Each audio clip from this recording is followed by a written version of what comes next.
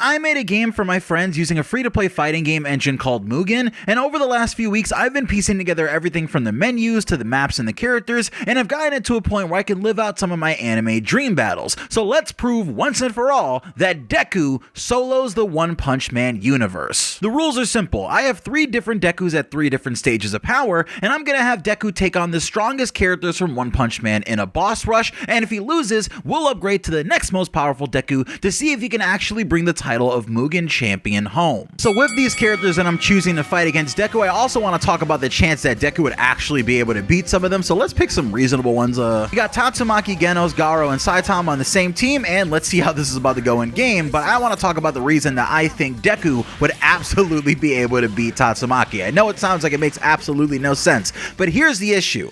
As great as Tatsumaki is at using her ability, and yeah, she can do pretty much continental style damage, right? Big damage and do a lot. It's still kind of a moot point if she can't actually hit Deku, and I feel like Deku is fast enough to actually take Tatsumaki down if he's able to get a hit in before she's able to take notice. But if anything, from the Saitama versus Tatsumaki match that we're watching right now in the manga, we can tell that she can be speed blitz, right? She can come up against an opponent who's physically power enough to pretty much ignore a lot of her abilities, or speed blitz her and take her out if they really wanted to, unlike Saitama, who's not really trying to knock Tatsumaki out. But Deku, if he had to defend himself, I'm sure he would be able to, just like right here.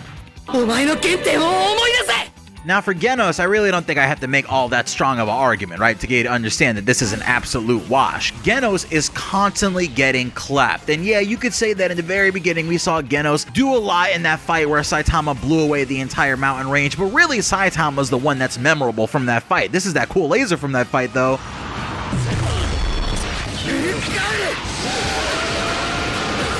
But keep in mind, when you see this amazing laser that Genos is doing, look how much damage it actually does to Deku in the end, right? Every hit from Deku is just causing so much damage to Genos, and I bet these characters are being scaled realistically, right? Like, this is how powerful Deku would be in relation to Genos, and obviously, it's just way too much for Genos to deal with, which unfortunately for One Punch Man led to another victory for Deku.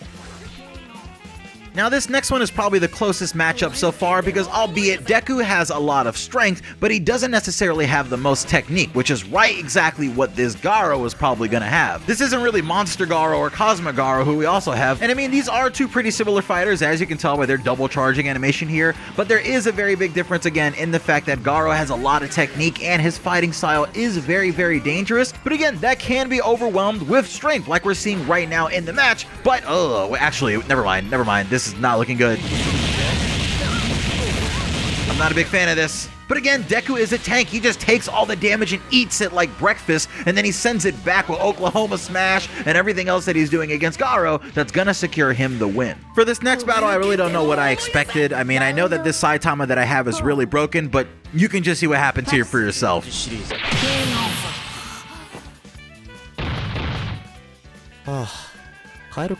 Now for round 2, I was pretty much thinking exactly the same thing was going to happen, but here we have this it's just not good when he starts off the match frame 1 like that, and it's on. It's all gone. It's all over. And that's where I realized that I really need to have him fight everyone else except for Saitama if he's going to have any hope of beating Saitama by the end, right? We might even have to lose at some point so we can get to one of those stronger Dekus that we mentioned in the earlier part of the video. So I have him fighting against some of the pro heroes to try to make his way up to Saitama's level. And here we see him fighting Bang, and already it's not really going all that well. I didn't expect Bang to really be such a strong character in this Mugen. I didn't test out every single character when I downloaded them. Bang is going to be this kind of character where he just has all these moves that he can do where you absolutely get stunned and thrown against the wall, and you just are going to take massive damage in a sort of command grab that he does where he does a whole lot of hits against you. There were actually a few times in the battle where Bang got stuck and I had to figure out what was going on with that, but at the end I gotta say it was definitely the hardest battle that I think the Vigilante Deku has had against anybody, and I feel like that kind of mirrors how I feel like Vigilante Deku would definitely be able to take out Garou, or at least that early base form Garou before he seems like he really accelerated, but he would probably lose against Bang, who was Garou's master. So because of this, we're likely going to have to switch to another Deku if he doesn't win this next round.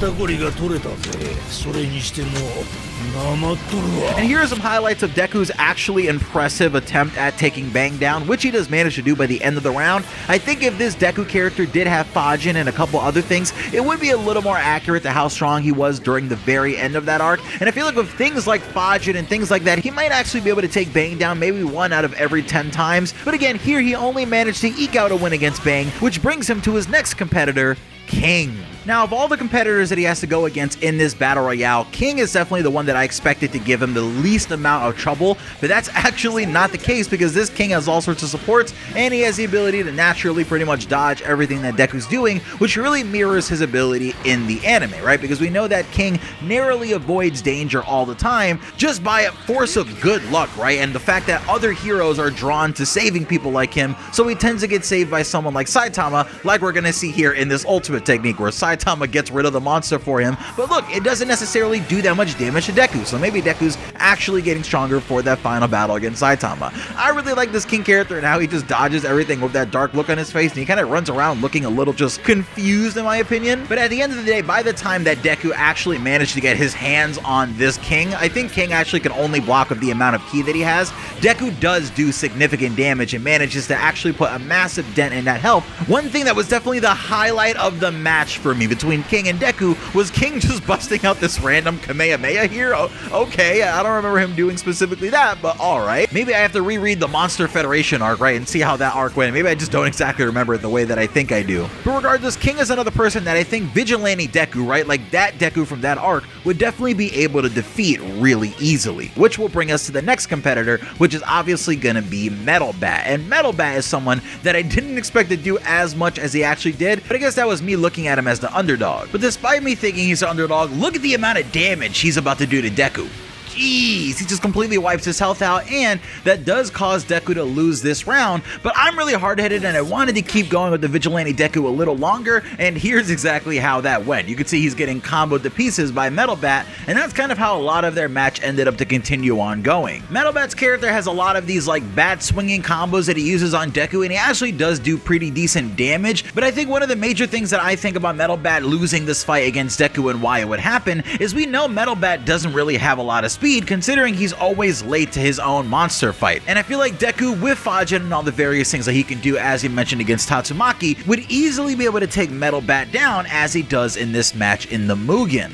From here, we try to run through a couple more pro heroes with the Vigilante Deku, so we start off with Flashy Flash, who, I mean, yeah, he's known for his speed, so it's kind of the opposite problem as Metal Bat, and Flashy Flash is one of those characters that I do think would have the speed to deal with Deku, considering he's one of those, like, faster-than-light characters, which is just ridiculous, but how much strength is he actually toting behind those extremely fast attacks? As you can see, he's not really doing that much damage to Deku with all these different slashes, but look, he does have, like, 1% health, and he's holding on against Deku, and I do think that that is again a testament to how much speed this character has, even in this Mugen. So even though Deku was getting overwhelmed by it, all it takes when you're that low is one lucky punch and the match is over.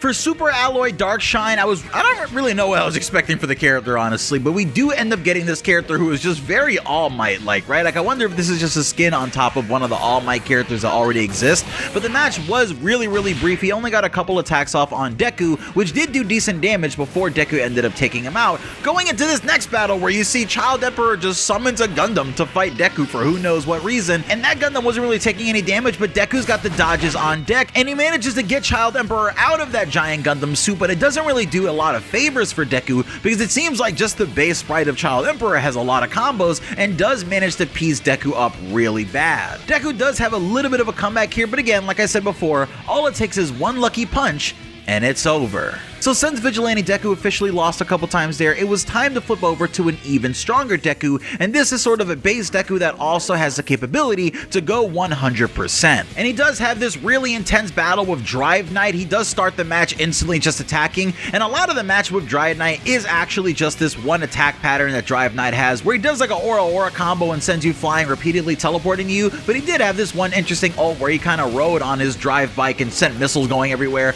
but eventually Deku was able to pretty much take him down pretty easily because, again, Drive Knight only has like one combo that does very, very minuscule damage, but Deku's doing a lot with those 20% Air Force hits. and this puts us squarely back on the win train. One match that I was really worried about was going to be against Atomic Samurai, because I do believe this Atomic Samurai has OP in his title, and any character that has OP in their name is really scary in Mugen, but Deku went 100% and pretty much handled this exactly as you think he would by trying to outspeed Atomic Slash as much as he thought he probably could and getting countered a little bit before he gets a lesson in why they call Atomic Slash one of the fastest swordsmen ever, and he gets a combo attack between Atomic Slash and all of his friends. But none of that really matters, because 100% Deku has this amazing ability to do the exact technique that he did against Overhaul, and that's exactly what he does to end this fight against Atomic Samurai.